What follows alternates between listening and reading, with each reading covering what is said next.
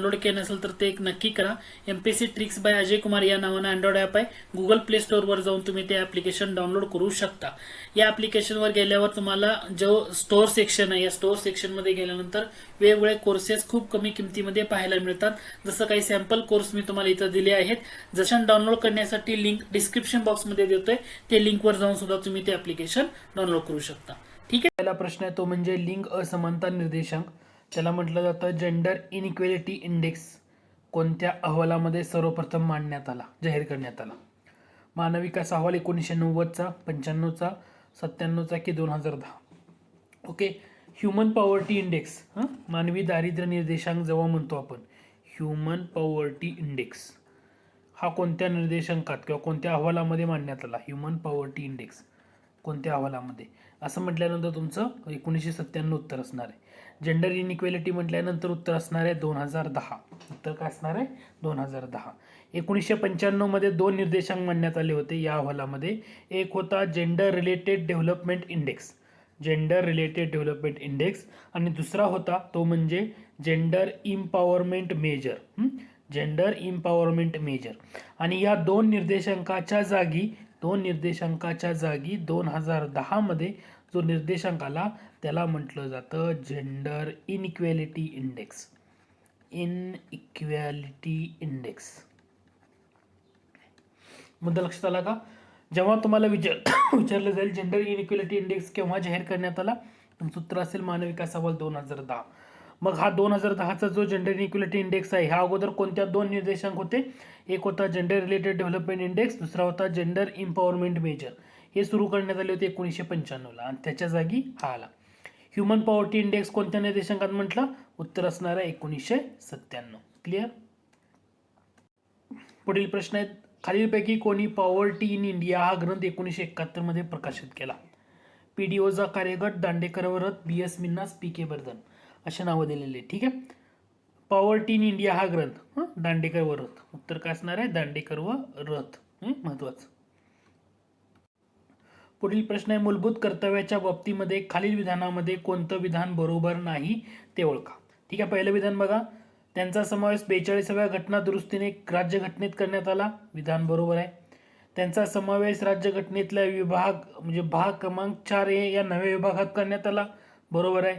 त्यांचा समावेश कलम 51A मध्ये करण्यात आला. हे सुद्धा बरोबर आहे. मूलभूत कर्तव्य भारतीय नागरिकांना तसेच परक्यांना लागू आहेत.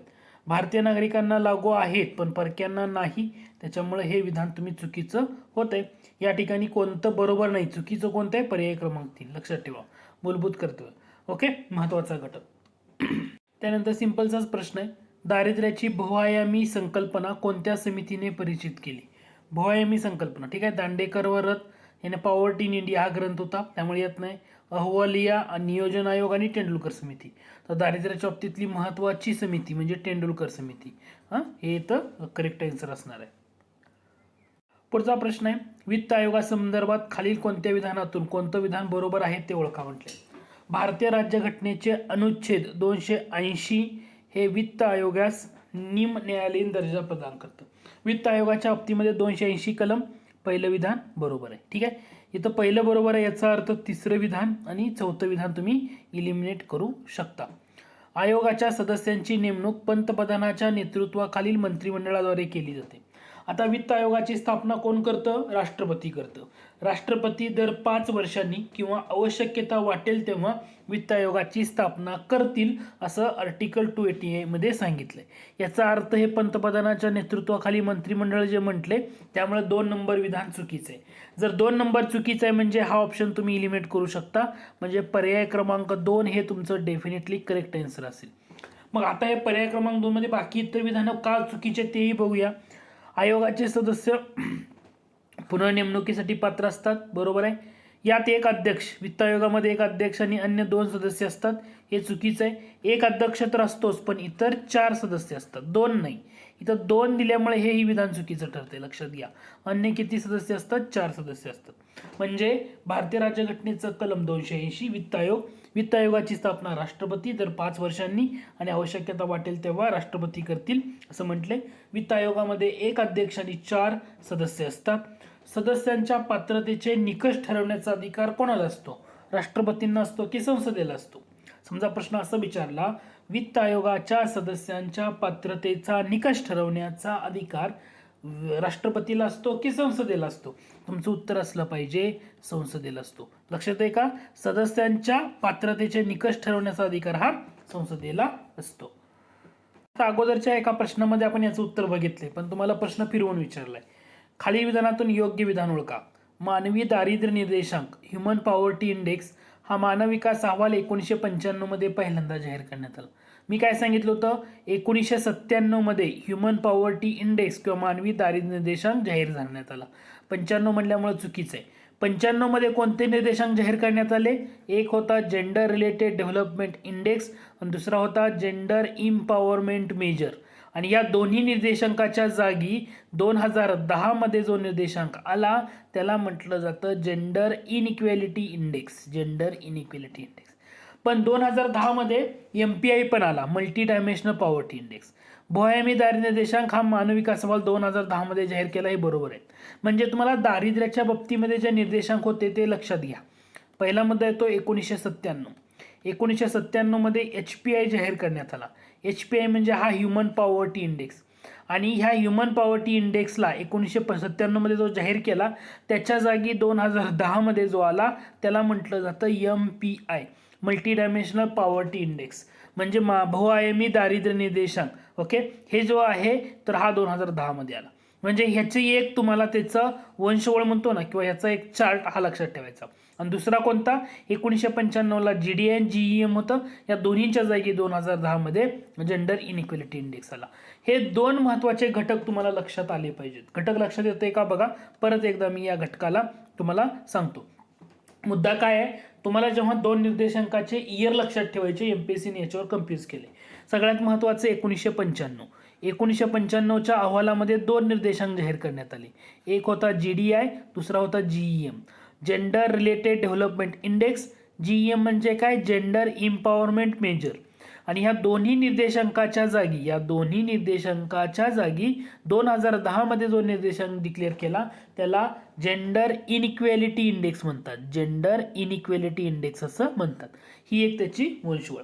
दुसरं महत्त्वाचं 1997च्या मानव विकास अहवालामध्ये ह्युमन पॉवर्टी इंडेक्स किंवा त्याला मानवी दारिद्र्य निर्देशांक असं म्हटलं जातं. ह्युमन पॉवर्टी इंडेक्स हा 1997च्या अहवालात जाहीर करण्यात आला. आणि याच्या जागी 2010 मध्ये जो निर्देशांक जाहीर करण्यात आला त्याला MPI असं म्हटलं जातं, मल्टी डायमेन्शनल पॉवर्टी इंडेक्स, किंवा त्याला मराठीमध्ये बहुआयामी दारिद्र्य निर्देशांक असं म्हटलं जातं. मुद्दा लक्षात आला का? म्हणजे 95चे दोन होते, 2010ला GI आला.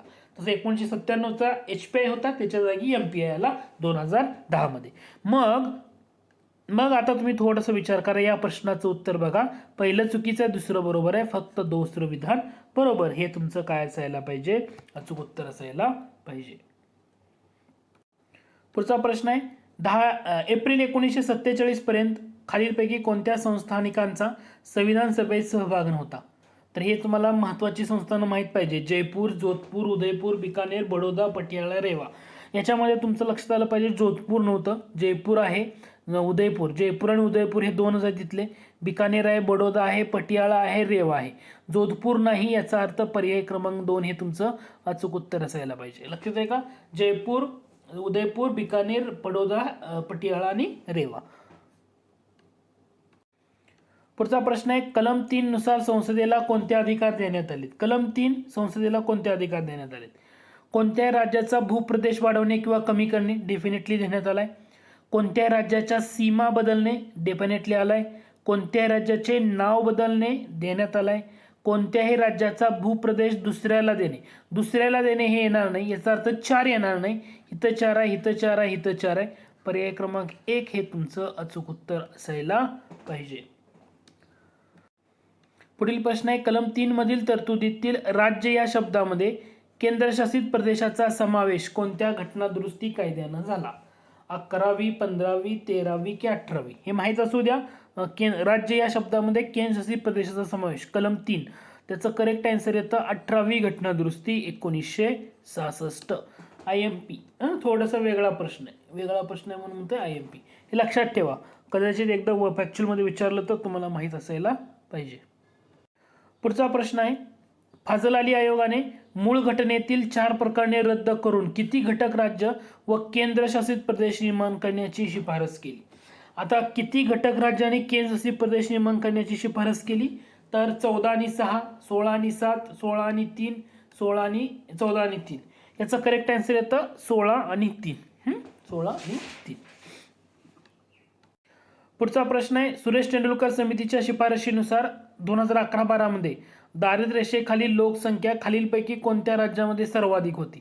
तुम्हाला पर्सेंटेज विचारलंय का, प्रमाण विचारले की लोकसंख्या विचारले हे बघायचं. या प्रश्नामध्ये लोकसंख्या विचारलंय दारिद्र्य रेषेखाली. उत्तर प्रदेश, बिहार, मध्य प्रदेश आणि महाराष्ट्र असं ऑप्शन दिले. जर तुम्हाला अशा प्रकारे प्रश्न विचारला असेल नुसती लोकसंख्या तर तुमचं करेक्ट आन्सर आहे उत्तर प्रदेश. बिहारचा 2रा क्रमांक होता, मध्य प्रदेश 3रा, महाराष्ट्राचा 4था. जर जर जर जर तुम्हाला लोकसंख्या निहाय रंगराजन कमिटीच्या बाबतीमध्ये विचारलं, ही रंगराजन कमिटीच्या बाबतीमध्ये, तर त्याच्यामध्ये सुद्धा 1 नंबरला उत्तर प्रदेश, 2 नंबरला बिहार, 3 नंबरला MP, 4 नंबरला पश्चिम बंगाल, वेस्ट बंगाल आणि 5 नंबरला महाराष्ट्र. मुद्दा लक्षात येतोय का? जरी तुम्हाला तेंडुलकर समितीची शिफारस विचारू द्या, रंगराजन समितीची शिफारस विचारू द्या आणि दारिद्र्य रेषेखाली लोकसंख्येच्या बाबतीमध्ये विचारलं तर पहिले 3 क्रमांक सारखेच आहेत. उत्तर प्रदेश, उत्तर प्रदेश. थोडंसं ऑब्झर्व करा या ठिकाणी, 1 मिनिट थोडंसं ऑब्झर्व करा. उत्तर प्रदेश, उत्तर प्रदेश सारखा आहे. बिहार, बिहार 2ला सारखा आहे. MP, MP 3ला सारखा आहे. परंतु सुरेश तेंडुलकर समितीच्या शिफारशीमध्ये महाराष्ट्र 4था येतं. परंतु रंगराजन समितीच्या शिफारशीनुसार दारिद्र्य रेषेखाली लोकसंख्येचा विचार केला असता महाराष्ट्राचा 5वा क्रमांक लागतो. म्हणजे या दोन्हीमध्ये फक्त चेंजेस आहे. पश्चिम बंगाल 4थ्या क्रमांकावर येतो आणि इथं 5वा क्रमांक कोणाचा आहे तर पश्चिम बंगालचा आहे. ओके, म्हणजे तेंडुलकर समिती आणि रंगराजन समिती फरक कुठे येतो? 4थ्या 5व्या क्रमांकात. पहिले 3 क्रमांक सारखेच आहेत, उत्तर प्रदेश, बिहार, मध्य प्रदेश. हे लोकसंख्येच्या बाबतीमध्ये. ठीक आहे, हे लक्षात घ्या. फक्त आजच्या ह्या प्रश्नामध्ये एवढाच घटक फक्त लक्षात ठेवा की उत्तर प्रदेश, बिहार, मध्य प्रदेश सारखं आहे. जर सुरेश तेंडुलकर समिती म्हणलं महाराष्ट्र 4थ्या क्रमांकावर आहे. जर रंगराजन समिती म्हटलं तर महाराष्ट्र 5व्या क्रमांकावर आहे, पश्चिम बंगाल 4थ्या क्रमांकावर येतो. हाच महत्वाचा घटक आहे. पुढचा प्रश्न आहे, खालीलपैकी कोण संयुक्त लोकसेवा आयोगाची स्थापना करू शकतो? आता संयुक्त लोकसेवा आयोग भारतीय राज्यघटनेतलं कलम कोणतं विचारलं तर कलम 315 सब ऑप्शन 2. कोण स्थापन करू शकते? भारतीय संसद, संघ लोकसेवा आयोग, राष्ट्रपती का मानव संसाधन मंत्रालय. तर याचा करेक्ट आन्सर येतं भारतीय संसद. संसद हे स्थापन करू शकतो, पर्याय क्रमांक 1. मग असं विचारलं, कोणत्या 2 राज्यांसाठी सर्वप्रथम संयुक्त लोकसेवा आयोग स्थापन करण्यात आला? तर मला प्रश्न असा विचारला, लक्षात येतोय का?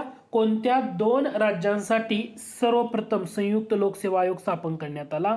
ते राज्य होतं पंजाब आणि हरियाणा. पंजाब व हरियाणा या 2 राज्यांसाठी. कोणत्या वर्षी विचारलं? 1966 मध्ये. ठीक आहे, ओके. संसदेच्या मान्यतेने स्थापन झालेला हा वैधानिक आयोग आहे, संविधानिक नाही, स्टॅच्युटरी बॉडी आहे, कारण संसदेच्या कायद्याने याची स्थापना करण्यात आली. बघ, संयुक्त लोकसेवा आयोगाचा अध्यक्ष असू द्या किंवा सदस्य असू द्या, आपले पद किती कालावधीसाठी पदावर राहू शकतात? 6 वर्ष किंवा वयाची 62 वर्ष पूर्ण होईपर्यंत. ठीक आहे, हा आकडा महत्वाचा आहे संयुक्त लोकसेवा आयोगाच्या बाबतीमध्ये, हे महत्वाचे आहे. आणि अध्यक्ष आणि सदस्यांची नेमणूक कोणामार्फत होते? राष्ट्रपती मार्फत. पदावरनं दूर कोण करतं? राष्ट्रपतीच करतं. लक्षात आलं का? म्हणजे संयुक्त लोकसेवा आयोगाच्या बाबतीमध्ये तुम्हाला काय काय लक्षात ठेवायचं? भारतीय राज्यघटनेतलं कलम 315 सब ऑप्शन 2. 1966 मध्ये पहिल्यांदा पंजाब हरियाणा या राज्यांनी तो स्थापन केला. हा आयोग संसदेच्या मान्यतेने स्थापन झाल्यानं तो एक वैधानिक आयोग आहे, संवैधानिक नाही. अध्यक्ष आणि सदस्यांची नेमणूक करण्याचा अधिकार राष्ट्रपती, पदावरनं दूर करण्याचा अधिकार सुद्धा राष्ट्रपती मार्फतच. संयुक्त लोकसेवा आयोगाचे अध्यक्ष तसेच सदस्य आपले पद 6 वर्षासाठी किंवा वयाच्या 62 वर्षापर्यंत धारण करतात. सदस्य संख्या व त्यांच्या सेवा शर्ती राष्ट्रपती मार्फत निश्चित केल्या जातात. म्हणून हे लक्षात ठेवा. म्हणजे तुम्हाला लक्षात आलं का? भारतीय संसद म्हणजे कायद्याद्वारे संयुक्त लोकसेवा आयोगाची स्थापना केली जाऊ शकते. आय होप हा घटक तुमचा या ठिकाणी क्लिअर झाला असेल.